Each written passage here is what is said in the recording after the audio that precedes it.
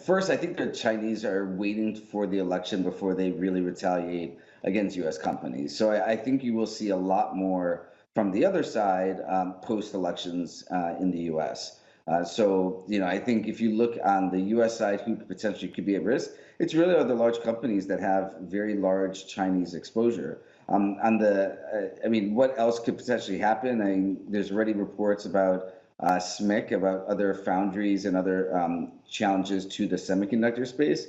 Huawei obviously was under significant pressure, but it'll be interesting. I mean, again, I think this is not over. I think you're going to see more of it. It's hard to really tell what will be the next asset that's going to be challenged, but clearly there will be.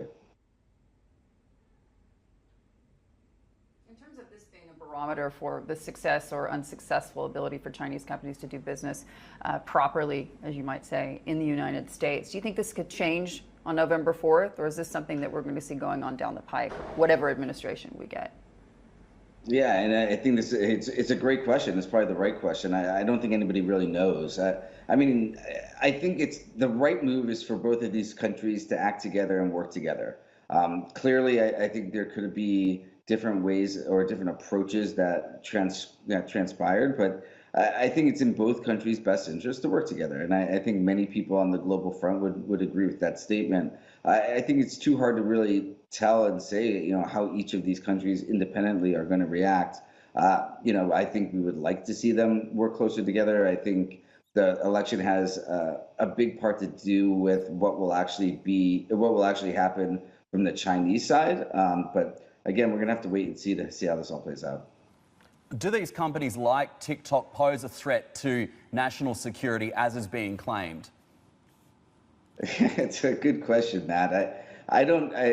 So I guess it doesn't really even matter, right? Because if the current administration has said that it really does pose a threat, they are allowed to, go through the measures, which they did.